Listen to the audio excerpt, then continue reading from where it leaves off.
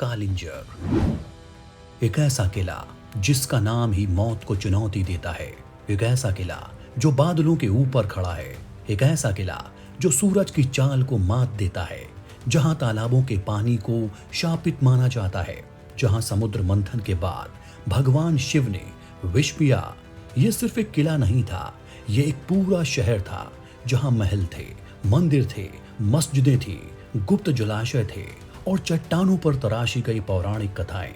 क्या ये सिर्फ पूजा की मूर्तियां हैं या फिर यहाँ कोई गुप्त ऊर्जा, कोई अनुष्ठान या फिर इतिहास का कोई ऐसा अंधेरा रास्ता है जिसे आज तक कोई नहीं भूला। समय ने सब कुछ निगल लिया। अब यहाँ बची हैं सिर्फ टूटी दीवारें, खामोश दरवाजे और पत्थरों में कैद इतिहास की आवाजें। आज हम उतरेंगे कालिंजर के उन अनजान रास्तों में जहां हर मोड़ पर एक रहस्य छिपा है, हर दीवार एक युद्ध की गवाह है और हर पत्थर एक भूले हुए साम्राज्य की कहानी सुनाता है। उत्तर प्रदेश के बुंदेलखंड के बांदा से लगभग 56 किलोमीटर दक्षिण में कालिंजर किला है। यह विंध्य पर्वतमाला की एक अलग सपाट ऊंची पहाड़ी पर खड़ा है। कालिंजर जमीन से 1340 फीट की ऊंचाई पर है। इतना ऊंचा कि यह दोपहर के वक्त सूरज की रफ्तार में बाधा डालता है। यह किला लगभग 1 मील लंबा और आधा मील चौड़ा है। इसे घूमने के लिए आपको एक वाहन चाहिए। कालिंजर किला चंदेल शासकों द्वारा निर्मित 8 मशहूर किलों में से एक है। 25 से 30 मीटर चौड़ी मजबूत नींव पर बने इस किले की ऊंचाई लगभग 30 से 35 मीटर है। इसकी दीवारें 8 मीटर चौड़ी हैं। किले की दीवारें 7.5 किलोमीटर का एक घेरा बनाती हैं। कालिंजर किले की दीवारों को बलुआ पत्थर और ग्रेनाइट के बड़े टुकड़ों से बनाया गया है। यह किला नहीं बल्कि अपने जमाने में एक पूरा शहर था जिसमें किले के अंदर कई मध्यकालीन संरचनाएं मिलती हैं, जिनमें कुछ जर्जर हवेलियां और मस्जिदें शामिल हैं। इसका नाम ही अपने भीतर रहस्य समेटे हुए है। कालिंजर 2 शब्दों से मिलकर बना है। काल यानी मृत्यु, जर यानी कि नाश करने वाला, अर्थात वो स्थान जो मौत का भी विनाश कर दे। कुछ परंपराएं कहती हैं यहीं भगवान शिव ने समुद्र मंथन से निकला विष पीने के बाद विश्राम किया था और इसी वजह से यहाँ का प्रसिद्ध नीलकंठ मंदिर बना। लेकिन कालिंजर सिर्फ एक धार्मिक स्थल नहीं था, ये था मध्य भारत का सबसे खतरनाक किला। इस किले ने महमूद गजनवी से लेकर कुतुबुद्दीन ऐबक, शेर शाह सूरी, मुगलों, मराठों और अंग्रेजों तक के हमले सहे। पहाड़ी की चोटी पर बने कालिंजर किले तक पहुंचने के 2 रास्ते हैं। एक रास्ता जो आपको किसी वाहन से आसानी के साथ चोटी पर पहुंचा देगा, दूसरा रास्ता पैदल सीढ़ियों वाला और इस रास्ते पर पड़ते हैं 7 दरवाजे। पहला दरवाजा आलम दरवाजे के नाम से जाना जाता है। इसे औरंगजेब के शासनकाल के दौरान बनवाया गया था। वर्तमान समय में प्रवेश के लिए बड़ा दरवाजा उपयोग किया जाता है। चलिए सबसे पहले बात करते हैं इसकी वास्तुकला की। पूरा किला बुंदेला शैली में बनाया गया है, ठीक उसी तरह से जिस तरह से चित्तौड़गढ़ किले को एक पहाड़ी पर पूरे शहर की तरह बनाया गया। बुंदेला शैली की वास्तुकला की शुरुआत राणा कुंभा ने की थी और 15वीं शताब्दी के मध्य में ही चित्तौड़गढ़ के महल में इसने आकार ले लिया था। बुंदेला शैली की वास्तुकला की परंपराओं के मुताबिक संरचनाएं आमतौर पर योजना में चौकोर होती हैं और बाहरी भाग जो बहुमंजिला होता है एक चौकोर आंगन को घेरता है। बाहरी तौर से प्रत्येक मंजिल को एक चौड़े छज्जे और लटकती हुई बालकनी द्वारा परिभाषित किया जाता है और हर कोने को एक सुंदर गुंबद यानी कि छतरी द्वारा समाप्त किया जाता है। आंतरिक रूप से ये संरचनाएं खुली छतों के साथ बारी बारी से अपार्टमेंटों की श्रेणियों से बनी होती हैं, जिनके बीच संचार मार्गों और गलियारों के माध्यम से प्राप्त किया जाता है। कालिंजर में उपयुक्त बुंदेला संरचनाएं उसी स्थापत्य शैली में हैं, लेकिन केवल 2 मंजिल ऊंची हैं।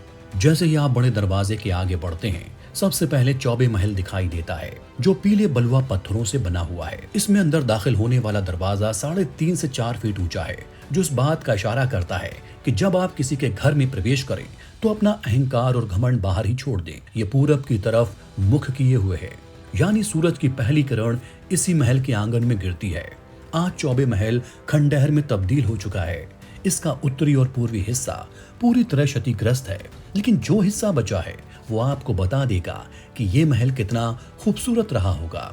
इस महल में भारतीय इस्लामिक तत्व भी देखने को मिलते हैं, यानी मुगल काल की मेहराबें, नक्काशी और छतरियां। क्योंकि चौबे मुगलों की वास्तुकला से प्रभावित थे, ये महल उस बात का जीता जागता सबूत है जब हिंदू किलेदार मुगल बादशाहों के स्टाइल में अपना महल बनवा रहे थे। मंधाता चौबे इस किले के किलेदार थे जिन्होंने औरंगजेब के फौजदार खिरनदेश खान को हराकर वापस भेजा था। या यूं कहा जाए कि मंधाता चौबे ने औरंगजेब के हाथ से ये किला छीन लिया था। उन्होंने ही इस महल को बनवाया था। रानी महल, जो अमन सिंह महल से कुछ दूरी पर उत्तर में किले के बीच में है, ये एक 2 मंजिला इमारत है जो चूने के मोर्टार से ढकी चुनाई वाले मलबे से बनी है। फिलहाल ये जर्जर हालत में है। इस महल में बुंदेला शैली के साथ साथ राजपूत स्थापत्य के तत्व भी साफ दिखाई देते हैं।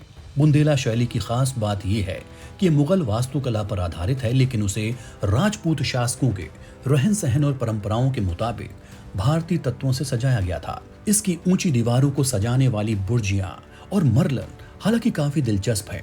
ये इमारत अपनी बनावट में जयपुर के आमेर के महलों से मिलती जुलती है। महल में खूबसूरत स्तंभों वाले बरामदे हैं। दीवारों पर बहुत बारीक और खूबसूरत स्टूको काम किया गया है जो चूने के प्लास्टर पर उकेरा गया है। किसी जमाने में यह महल बहुत खूबसूरत होगा, लेकिन इसके खंडहर वीराने हैं।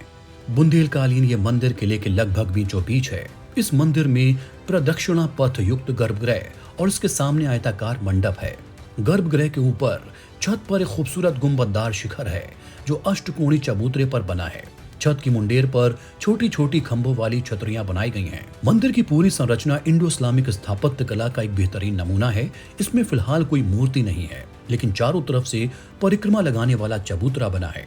किले के दक्षिणी भाग की तरफ अमान सिंह महल एक ऐसी इमारत है जो समय के मामले में बहुत अलग होते हुए भी फतेहपुर सीकरी के अकबर के महल परिसर के प्रमुख हरमसरा यानी कि जोधाबाई के महल की याद दिलाती है। वर्तमान में इस इमारत को आसपास से मिली मूर्तिकला नमूनों और अंगों के एक साइट संग्रहालय में तब्दील कर दिया गया है। किले की तारीफ करते हुए अकबर के चहेते नवरत्नों में से एक अबुल फजल लिखते हैं, किले के भीतर झरने उठते हैं और कई तालाब हैं। किले के आसपास का नजारा कई कुदरती जल निकायों से भरा था जो पहाड़ी की ढलानों से गिरने वाले पानी को इकट्ठा करते थे।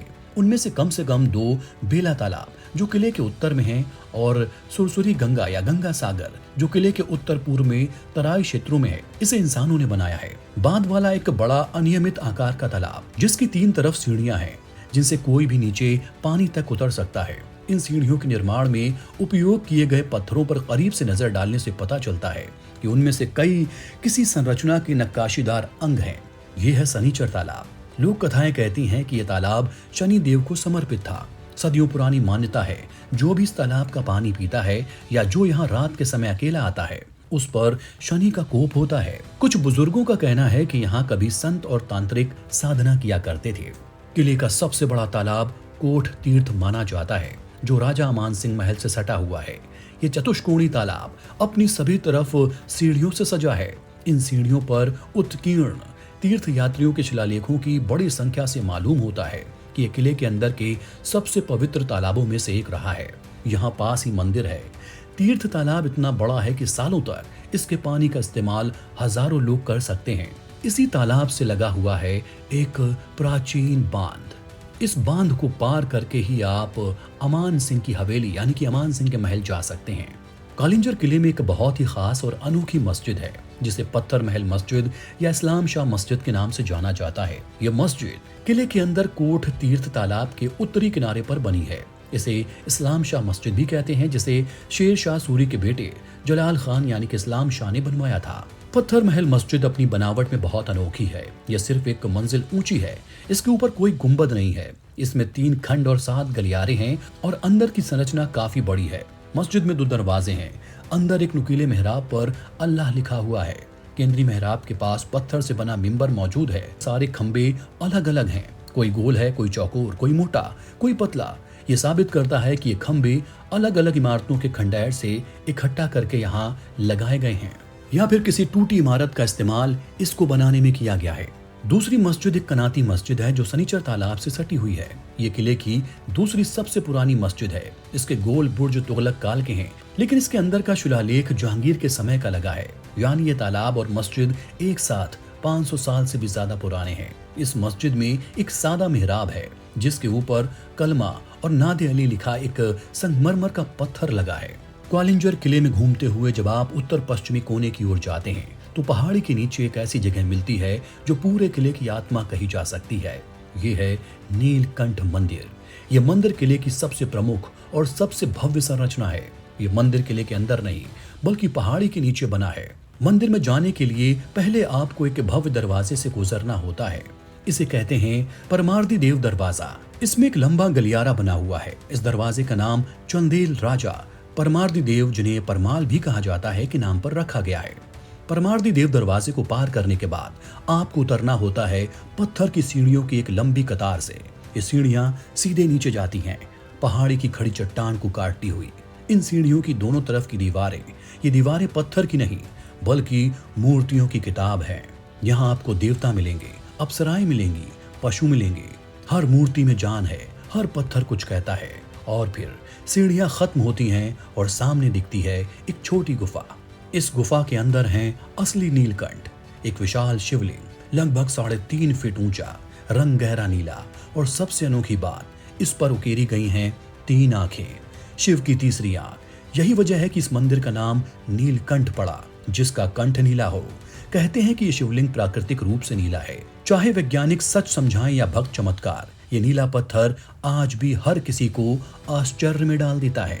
गुफा मंदिर के सामने एक सुंदर नक्काशीदार मंडप है जो अब जीर्ण शीर्ण अवस्था में खड़ा है। यह मंडप योजना में चौकोर है और 8 पत्थर के स्तंभों की सहायता से ऊपर उठाया गया है, जो इस तरह रखे गए हैं कि वो कभी एक अष्टकोणीय छत रखते थे।